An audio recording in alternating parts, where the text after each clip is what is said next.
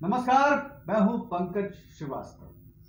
Media vigil आज एक नया शो आपके सामने लाया है। इसका नाम है हिस्ट्री क्लिनिक। आप कहेंगे कि हिस्ट्री और क्लिनिक दो अलग अलग। इतिहास तो आमतौर पर विज्ञान से उसका लेना देना नहीं माना जाता है और क्लिनिक सीधे सीधे एक डॉक्टरी पेशे से जुड़ी हुई चीज है।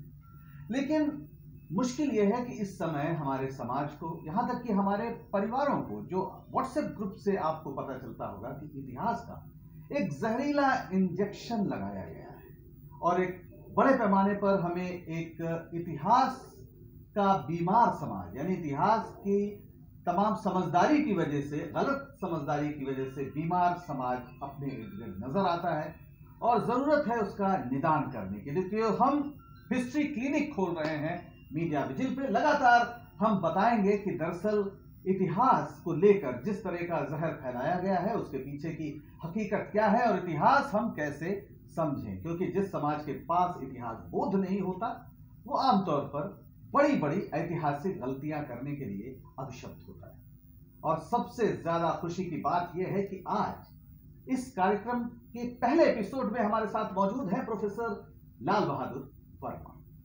अगर इतिहास से आपका जरा सा भी ताल्लुक है, अगर आप इतिहास को पढ़ते हैं, तो आप ऐसा हो ही नहीं सकता कि प्रोफेसर वर्मा को ना जानते हो।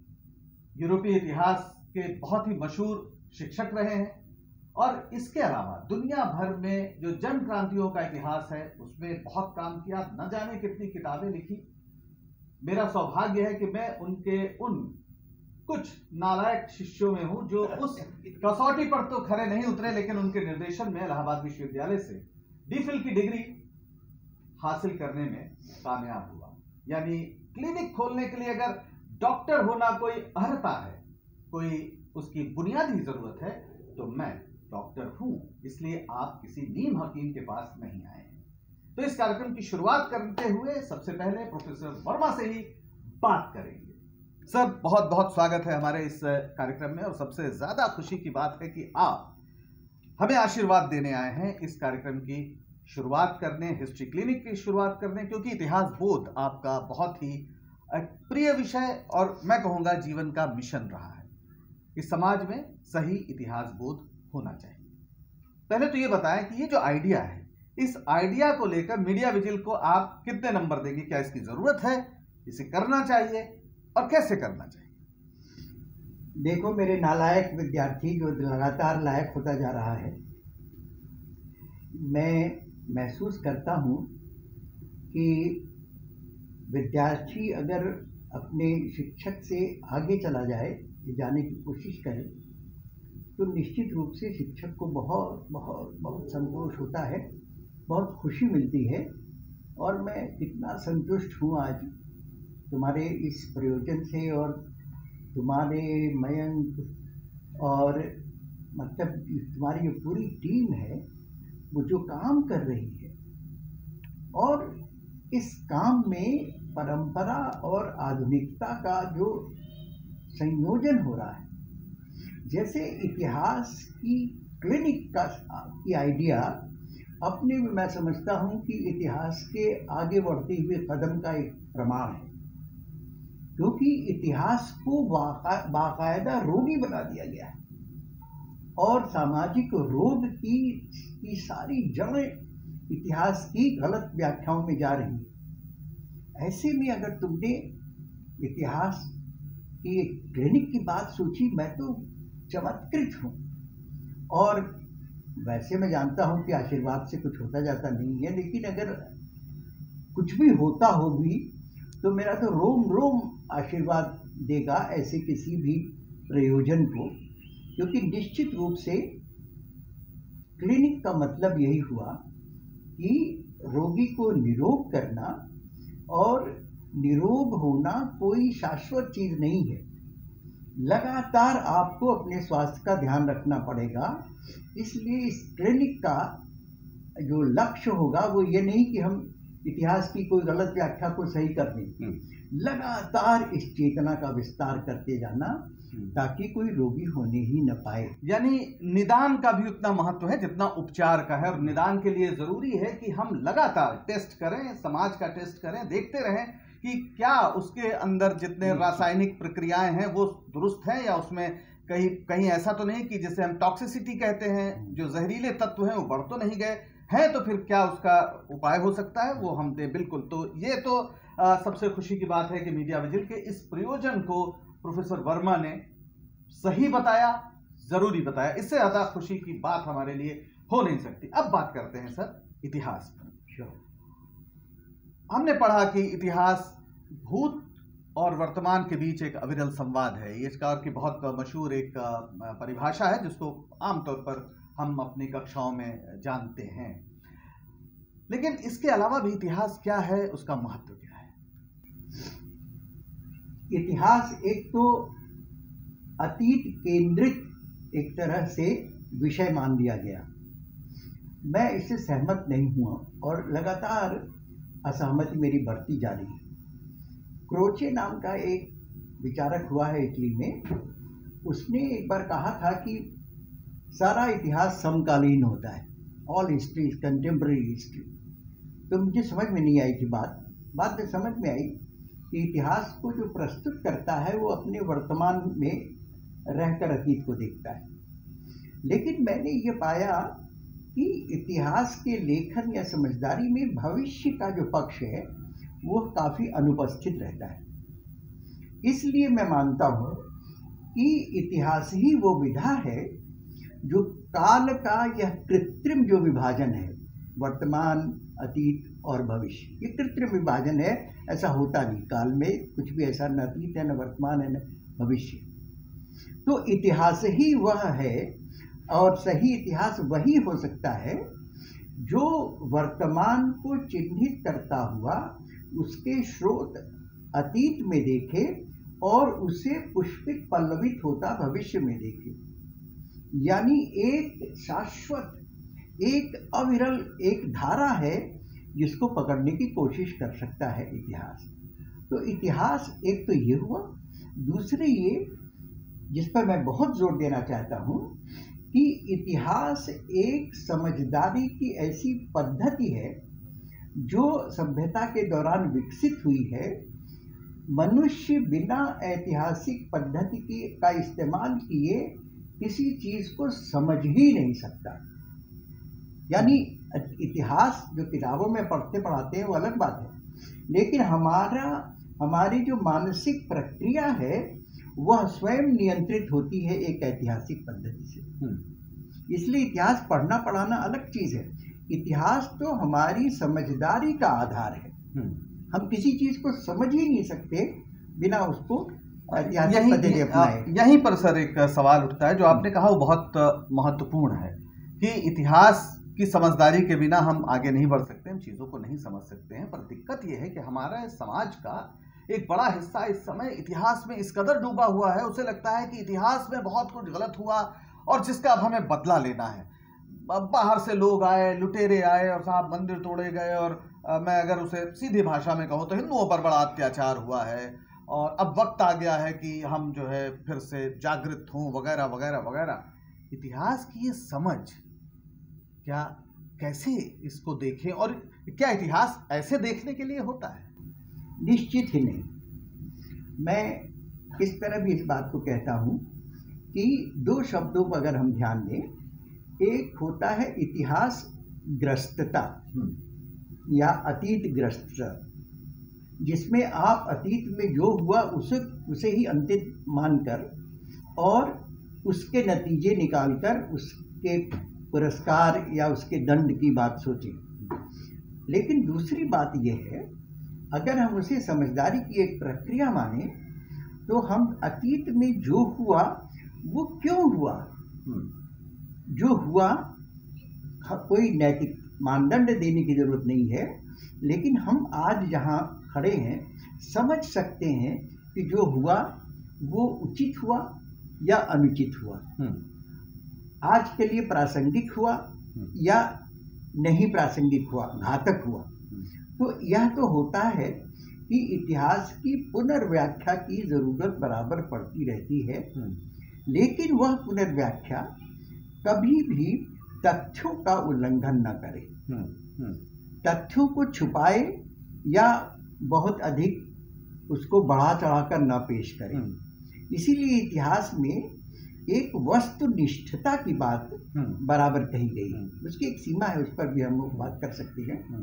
लेकिन ऐसा नहीं हो सकता कि इतिहास को हम, जो बहुत मशहूर अंग्रेजी की कहावत है कि ये एक ऐसी टोपी है जो किसी भी सिर पर फिट हो जाती है, ऐसी चीज कोई इतिहास नहीं है कि जो चाहे उसकी जैसी व्याख्या कर ले। व्याख्याएं तो होंगी अलग अलग, लेकिन निश्चित रूप से उस व्याख्या का एक विज्ञान है, उस व्याख्या की एक पद्धति है, और उसका उल्लंघन करने पे इतिहास की विश्वसनीयता ही खत्म हो जाती है। अब वो कैसे आएगी ये एक अलग सवाल है, लेकिन ऐसा नहीं हो सकता कि इतिहास के साथ आप मनमानी करें।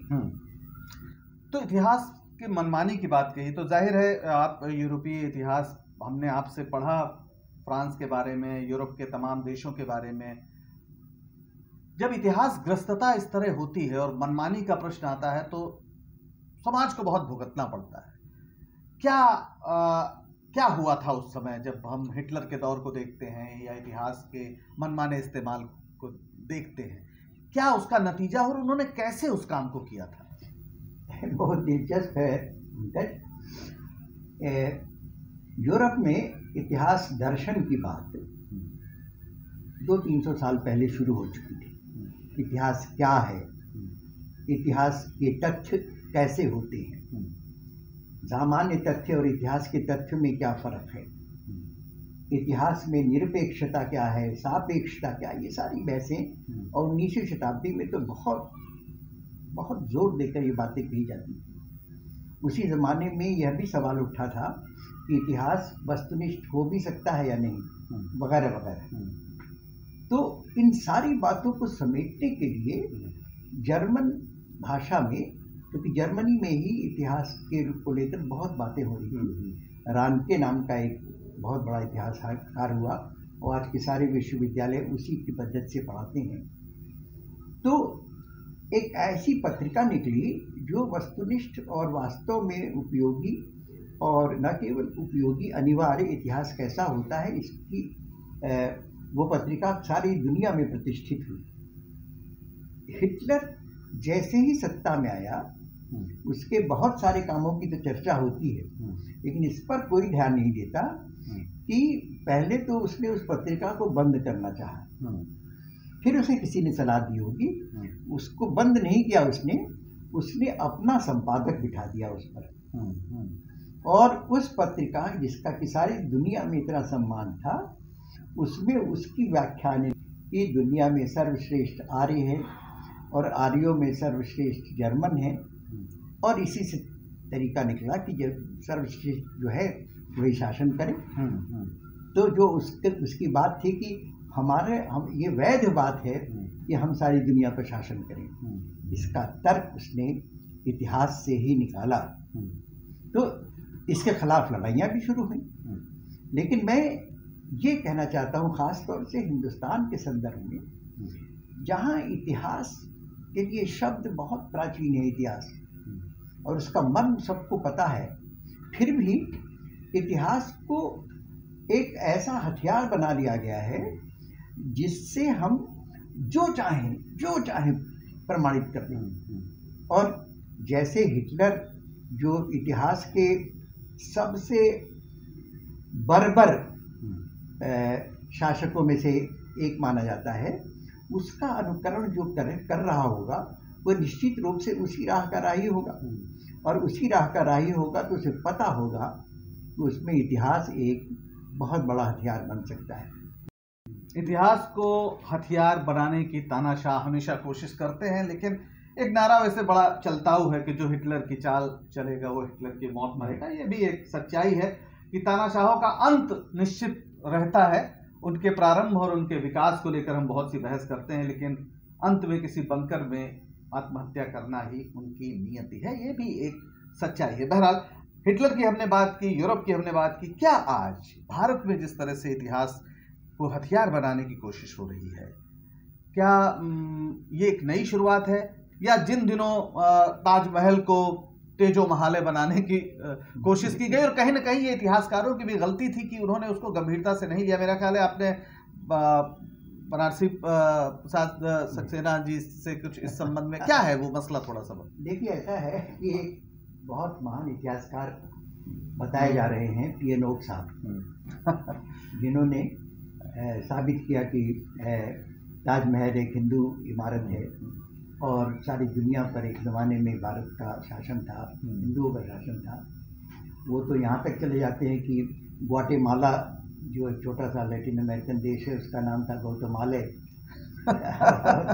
और वेटिकन सिटी जो है वो तो शिव की पूजा का एक केंद्र था, वगैरह वगैरह। तो उनका धर्मयुग में एक लेख आया कि ताजमहल जब है, तो फिर मैं उस वक्त युवा शिक्षक था, तो मैंने बनारसी प्रसाद सक्सेना जी जो शाहजहाँ पर अथॉरिटी माने जाते हैं, उनको एक खत लिखा कि भाई ऐसा कहा जा रहा है, या तो ये सच कह रहे हैं या गलत कह रहे हैं। तो अगर सच है तो मान लीजिए और अपना भी रिवाइज कर लीजिए, और गलत अगर है तो आप प्रतिवाद कीजिए, क्योंकि आप ही सबसे बड़े अधिकारी हैं इस मामले में। तो उन्होंने तो खत का जवाब भी नहीं दिया। लेकिन जब वो गोरखपुर आए किसी वाइवा वगैरह के लिए, तो मैंने उनसे जब व्यक्तिगत रूप से कहा कि ऐसा कीजिए आप, तो उन्होंने कहा कि कौन मुंह लगेगा ऐसे लोगों के। और नतीजा ये हुआ कि धीरे धीरे धीरे वो इतिहासकार माने जा रहे हैं, और आम जनता को धर्मयुग पढ़ती थी, और आम जनता को तो अखबारों से ही इतिहास पता चलता है, तो ये स्थापित हो गया। लेकिन जो सबसे बड़ी बात होती है, इस तरह की संकीर्णता आत्मघाती होती है। जिसके हक में इतिहास को विकृत किया जा रहा होता है, उसी का ऐसा विकृत इतिहास सबसे ज़्यादा नुकसान करता है। जैसे अगर हम जर्मनी को नाज़ी बना दिया, तो सबसे ज़्यादा नुकसान किसका हुआ? जर्मनी का ही हुआ। और जिसका भला करने के नाम पर नाज़ीवाद आया था। उसी तरह आज इस देश की जनता की भलाई के लिए ही अगर इतिहास को विकृत किया जा रहा है कि हम सर्वश्रेष्ठ हैं, हम धर्मगुरु हो सकते हैं, हमारे ही रास्ते सबसे अच्छे हैं, तो इससे हम उन्हीं का नुकसान करेंगे जो इन बातों पर विश्वास कर लेंगे। बिल्कुल, सबसे ज़्यादा शायद दिक्कत यही होती है। एक शेर है अल्लामा इकबाल का बड़ा मशहूर कि जमहूरियत वो तर्ज़े हुकूमत है कि जिसमें बंदों को गिना करते हैं, तौला नहीं करते। अब ये समझ में आ गया है कि लोकतंत्र अगर केवल गिनती का मसला है, तो मूर्खता को संगठित करके सरकार हो जाइए। और पहले ये माना जाता था कि अगर आप सरकार हैं तो जो विद्वता है उसको उस परिषद में आप उसकी कसौटी पर आप खरे उतरिए। तो जाहिर है सरकार बनाने के लिए आसान रास्ता हो सकता है, लेकिन ये आत्मघाती रास्ता होता है। ऐसे में आप जब भारत के आज के हाल को देखते हैं, जब इतिहास को विकृत करने का एक पूरा लंबा अभियान चल रहा है, तो एक तो जो इतिहास के लोग हैं, जैसे आपने पहले बताया कि चुप्पी साध ली गई या उनके मुंह कौन लगे, क्या आज भी वो प्रवृत्ति है जो इतिहास के लोग हैं कि वो जवाब नहीं दे रहे हैं जिस तरह से जो बेचैनी उनमें नजर आनी चाहिए, और केवल वो अपनी कक्षाओं में ही सीमित है? और क्या कक्षाओं में भी अब वो अपनी बात कह पाएंगे जिस तरह की स्थिति है कि हमने देखा कि 300 रामायणा जो है वो हटा दी गई यूनिवर्सिटीज से। तो इससे आने वाले दिनों में आप एक एकेडमिक वर्ल्ड में भी किस तरह का खतरा देख रहे हैं? मैं इससे चिंतित हूँ। जैसे इतिहास को गलत ढंग से पेश किया जा रहा है, इसका प्रतिकार तो इतिहासकारों ने किया, लेकिन इतिहासकारों ने नहीं किया, इतिहासकारों के एक समुदाय ने किया, एक गुट ने किया। ये मेरे लिए बड़ी पीड़ादायी बात थी कि इतिहास की वस्तुनिष्ठता को लेकर वामपंथ और दक्षिण पंथ का अगर चक्कर फंसेगा तो निश्चित रूप से ज्ञान को ही विकृत करेंगे हम, क्योंकि ज्ञान की तो अपनी मर्यादा होती है ना। इतिहास की भी अपनी एक मर्यादा है, भाषा की, साहित्य की अपनी एक मर्यादा है। इसलिए जो विरोध हुआ वो एक तरह से इस तरह हुआ कि हम उनको पराजित कर देंगे, हम उनको गलत साबित कर देंगे। इस दृष्टिकोण से नहीं हुआ कि यह तो समाज को नष्ट करने का तरीका हो रहा है। तो तब ये एकेडमिक बहस नहीं रह जाती, पूरे समाज को इसमें इन्वॉल्व करना था कि आपको जहर दिया जा रहा है। ऐसा तो नहीं हुआ। हम सिलेबस की बातों में फंसे रहे और पेरेंट्स तक को इन्वॉल्व नहीं किया, क्योंकि पेरेंट्स तो देख सकते थे ना कि हमारे बच्चे को गलत इतिहास पढ़ाया जाएगा तो उसकी गलत मानसिकता बनेगी। इसका मुख्य कारण ये है कि खासतौर से भारतीय समाज में इतिहास की अवधारणा ही स्पष्ट नहीं है। इतिहास, सही इतिहास कितना प्रेरणास्पद है और एक कितनी जीवनी शक्ति है उसमें, इसका एहसास तक नहीं है भारतीय समाज में। और जैसे सभी शिक्षक हो रहे हैं कि विज्ञान का शिक्षक अंधविश्वासी होता है, वैसे इतिहास के अधिकांश शिक्षकों को इतिहास बोध होता ही नहीं। तो भले ही उनके पास डिग्रियां हो और विद्वता नाम की चीज हो, लेकिन अगर इतिहास बोध नहीं है तो विद्वता किसी काम की नहीं होती। अब यहीं पर मुझे लगता है कि ये बात कर लेनी चाहिए कि इतिहास बोध जो आपका बड़ा प्रिय शब्द है आ गया, आपकी मुराद क्या है इससे? मैं बस बहुत संक्षेप में जानना चाहता हूँ। बहुत संक्षेप में मैं कहना चाहता हूँ कि दुनिया में मानव सभ्यता के विकास में ये 3 बहुत महत्वपूर्ण कदम माने जाते हैं। सूचना, ज्ञान। सूचना को शक्ति माना गया, इंफॉर्मेशन इज पावर या नॉलेज इज पावर। लेकिन सूचना से, ज्ञान से विवेक तक की यात्रा पूरी होनी चाहिए। यानी नीर शीर विवेक जो हमारे वहाँ का एक पद है, यानी दूध का दूध, पानी का पानी, नीर शीर विवेक। तो यह इतिहास का काम है कि वह विवेक पैदा करे आदमी में कि क्या सही है, क्या गलत है, क्या प्रासंगिक है, क्या अप्रासंगिक है, ये पता करे। तो यही विवेक इतिहास बोध है। इतिहास और इतिहास बोध में अंतर करने की जरूरत होती है। बड़ा से बड़ा इतिहासकार हो सकता है, इतिहास बोध से शून्य हो, और सामान्य से सामान्य किसान में इतिहास बोध हो। यानी इतिहास के संबंध में जो कॉमन सेंस होना चाहिए, वह भी जैसे सहज बोध है, वैसे ही इतिहास बोध अगर हो जाए कि इतिहास, अतीत, वर्तमान, भविष्य, काल, यह जो सच्चाइयाँ हैं मनुष्य के ज्ञान की, उसका कॉमन सेंस जो है वही इतिहास बोध है। इतिहास और इतिहास बोध में ये अंतर है। जैसे मैं एक उदाहरण से बताऊं कि यह सच है कि मान लीजिए विश्व इतिहास की बात हम समझें और विचारधारा में कि लेनिन, स्टालिन एक तरफ हैं और ट्रॉट्स्की अलग हैं। ये बड़ी बहस है, इसलिए मैंने इसको उठा दिया। ये एक सच्चाई है। ये उनको गलत मानते हैं, उनको गलत मानते हैं। इसलिए उस समय जब इतिहास लिखा जाएगा तो निश्चित रूप से इन दोनों के मतभेदों को अलग अलग दिखाकर और पक्षधरता पैदा हो सकती है। कोई इनका अनुयायी होगा, कोई इनका अनुयायी होगा।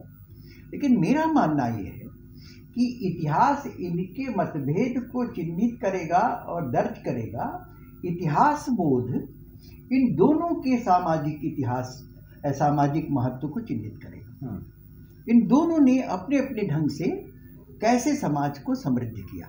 जैसे भारत में गांधी और भगत सिंह के 2 ध्रुव दिखाई पड़ते हैं, लेकिन मेरा बहुत आग्रह है, विनय पूर्वक आग्रह करता हूं मैं कि आज के लिए, हमारे समाज के लिए गांधी और भगत सिंह दोनों ही प्रासंगिक हैं, जरूरी हैं, और इतिहास बोध ही यह बताएगा। इतिहास तो उनके अंतर को चिन्हित करेगा, इतिहास बोध इन दोनों की सकारात्मक भूमिका को चिन्हित करेगा। यानी यहाँ पर मुझे जो बात समझ में आ रही है कि जो शायद नीर शीर विवेक से भी जुड़ता है कि जितना महत्व स्मृति का है उतना ही महत्व शायद विस्मृति का भी है। तो इतिहास में बहुत कुछ ऐसा है जिससे सबक हम ये लें कि ऐसा नहीं करना है, और बहुत कुछ ऐसा है जिससे हम सबक लें कि ऐसा आगे करना चाहिए। यानी इतिहास में हमारे हिसाब से ही सब कुछ नहीं है। इतिहास में बहुत कुछ ऐसा है जो शायद हमें पसंद नहीं है, लेकिन वो है। तो इतिहास बोध यही कहता है कि ऐसा भविष्य में ना हो, इससे हम सबक लेते हैं। ये एक महत्वपूर्ण बात है। अब चलते चलते काफी देर बात हो गई, तो आखिर में हम आपसे ये जानना चाहते हैं कि फिलहाल अगर भारतीय इतिहास की कोई निरंतरता हम पिछले खास तौर पर उपनिवेशवाद के विरुद्ध संघर्ष के दौरान से, यानी बिरसा मुंडा से लेकर 1857 से लेकर असहयोग आंदोलन और पूरा जिस तरह से ये हुआ है, आज हम भारत को इतिहास के किस मोड़ पर खड़ा हुआ पाते हैं और किस दिशा में जाते हुए देखते हैं? मेरा ये ख्याल है कि शायद हेगल ने ही ये कहा था कि इतिहास का सबसे बड़ा सबक ये है कि हम इतिहास से कोई सबक नहीं लेते। जी बिल्कुल। तो आज वो जंक्चर है इतिहास का। और मैं तो ग्लोबलाइजेशन ने और कुछ चाहे जितनी गलत बातें भी की हों, लेकिन मेरा ये मानना है कि उस विश्वता, एक शब्द का मैं इस्तेमाल करता हूँ जो प्रायः हिंदी में इस्तेमाल नहीं होता, कि विश्वता यानी विश्व की हकीकत जो है वह आज जितनी चरितार्थ हो रही है और जितनी ग्राह्य है, हम आज एक हमारी वसुधैव कुटुंबकम जैसी बातें जो थी वो एक ख्याल था, आज वह चरितार्थ हो सकती है। तो यह विश्वता जो है वह निश्चित रूप से यह भारत की समस्या नहीं है, ये सारी दुनिया की समस्या है। इसीलिए मैं चलते चलते यह भी कहना चाहूँगा कि जो ये नया शब्द गढ़ा गया है ग्लोकल, ग्लोबल पर्सपेक्टिव और act locally, globally, act locally, क्योंकि लोकली भी से भी ज़्यादा इंडिविजुअली हो जाता है, क्योंकि जो चीज़ें चरितार्थ होती हैं तो व्यक्ति के स्तर पर होती है ना, चाहे जितने बड़े समुदाय की आप बात करें। तो हमें आज ज़रूरत इस बात की है कि इतिहास को सही परिप्रेक्ष्य में इसलिए डालें, बजाय इसको एक राजनीतिक हथियार बनाने के, हमारे विवेक को समृद्ध बनाने के जितने उपाय हैं उसमें इतिहास बोध एक सबसे बड़ा उपाय है। इसलिए हम ऐसी जगह जाएं जहां हम एक नए पुनर्जागरण की शुरुआत कर सकें। मेरा एक बहुत ही विनम्र प्रयास है कि दुनिया में जो 15वीं-16वीं शताब्दी में रिनेसांस हुआ, मैं उसको दुनिया का सबसे बड़ा रिवॉल्यूशन कहता हूँ। मेरी नई किताब जो पूरी हो गई है अब करीब करीब, रिविजिटिंग रिवॉल्यूशंस, उसमें मैंने ये स्थापित करने की कोशिश की है कि जितने भी रिवॉल्यूशंस हुए हैं उनसे सबसे बड़ा रिवॉल्यूशन रिनेसांस था। और आज उससे बड़े रिनेसांस की दुनिया को ज़रूरत है, क्योंकि आज की दुनिया भी उसी तरह स्टैग्नेंट होने जा रही है अपनी तमाम सफलताओं के साथ, जैसे 15वीं शताब्दी में यूरोप हो गया था। क्योंकि विज्ञान के बाद क्या, जो सत्ता का इतना केंद्रीकरण हुआ उसके बाद क्या, जिस पावर की आज ये बात की जा रही है, क्या वही अंत हो सकता है समाज का? नहीं। तो इसलिए जो दुनिया के आज सारे बड़े सवाल हैं वो सब प्रश्नित हो चुके हैं, सबों पर सवाल उठ चुके हैं। ईश्वर पर सवाल उठ चुका है, विचारधारा पर सवाल उठ चुका है, हमारे तरह तरह के जो काम, हमारी संस्थाएं जो हैं, विवाह पर सवाल उठ चुका है, परिवार पर सवाल उठ चुका है। तो मेरा ये मानना है कि दुनिया को एक नए रिनेसांस की ज़रूरत है। और अब जो रिनेसांस होगा, मैं केवल ये कहना चाहता हूँ कि देखिए, ये दुनिया जिसको सारा श्रम आम जनता ने किया, लेकिन जिसको अप्रोप्रिएट कुछ लोग करते रहे, दुनिया में जो भी सकारात्मक हुआ, चाहे लेखन हो, चाहे ज्ञान हो, चाहे विज्ञान हो, अप्रोप्रिएट कुछ लोग करते रहे। और आज इतनी तरक्की हुई पिछले 5000 सालों में थोड़े लोगों की मेहनत से। दुनिया में डेमोक्रेसी नहीं थी, दुनिया में आम जनता का कोई महत्व नहीं था, फिर भी दुनिया यहाँ पहुँच गई। आप कल्पना कीजिए कि जब एक सक्रिय सृजनशील भागीदारी आम जनता की होगी तो ये दुनिया कैसी बनेगी। बिल्कुल, एक बेहद सुंदर दुनिया संभव है अगर हम इतिहास बोध को अर्जित कर लें। आज की जो पूरी बातचीत रही उसके लिए मैं शुक्रिया नहीं कहूँगा। ये उपनिषद जैसा बात है। उपनिषद का अर्थ होता है अपने गुरु के करीब बैठकर ज्ञान प्राप्त करना। तो भारत में एक लंबी परंपरा रही है उपनिषदों की, और आज की बातचीत को मैं उसी परंपरा से जोड़ने का एक प्रयास मानता हूँ। बहरहाल हिस्ट्री क्लिनिक बहुत जरूरी है आपके लिए, हमारे लिए। आप जुड़े रहिए मीडिया विजिल से, और हिस्ट्री क्लिनिक पे अगर आप कोई अपना सवाल भेजना चाहें तो mediavigilindia@gmail.com पर आप हमें भेज सकते हैं, और लगातार आपके सवाल आएंगे, लगातार हम बात करेंगे। हम इस हिस्ट्री क्लिनिक पर डायग्नोज करेंगे। अगर कोई गलती होगी तो हमारा कान पकड़ने के लिए प्रोफेसर वर्मा मौजूद है, इसलिए आप निश्चिंत रह सकते हैं कि इस क्लिनिक में इतिहास का सही निदान, यानी जो डायग्नोसिस होगी वो सही होगी। उपचार करना आपकी जिम्मेदारी है, वो आपके ऊपर है कि आप किस तरह से उपचार करते हैं। इसलिए भी जरूरी है कि बहुत लोगों को लगता है कि इतिहास पर वो पिस्तौल चला सकते हैं। आप कुछ कहना चाह रहे थे? मैं ये कहना चाह रहा था कि आपकी जिम्मेदारियों में एक जिम्मेदारी ये भी है कि लाल बहादुर वर्मा का भी कान पकड़ सकते हैं। ये बिल्कुल बिल्कुल हमको जो सिखाया गया है उसमें यही सिखाया गया है कि गुरु को भी आप प्रश्न कर सकते हैं, और ये बड़ी परंपरा रही है। और जैसा सर ने पहले भी कहा कि अगर शिष्य आगे चले जाएं, नए प्रश्नों के साथ उनका साक्षात्कार हो, तो गुरु के लिए इससे बेहतर कुछ नहीं होता है। तो इतिहास में पिस्तौल चलाने वालों को बस यही कहना है कि अगर आप नहीं रुके तो भविष्य आप पर गोले बरसाएगा। इसलिए उससे बचिए, अपने भारत को बचाइए, प्यारी मातृभूमि को बचाइए, पूरी मानवता को बचाइए, इतिहास बोध अर्जित करिए। हिस्ट्री क्लिनिक के इस पहले एपिसोड से जुड़ने के लिए आपका बहुत बहुत शुक्रिया। हम सब आभारी हैं। मेरे साथ मयंक, हमारे जो एग्जीक्यूटिव एडिटर हैं, और मनीषा जी जो इस पूरे अभियान में जुटी हैं, उनका इस रिकॉर्डिंग में बहुत बड़ा योगदान रहा है। उन सब का भी धन्यवाद। नमस्कार। नमस्कार।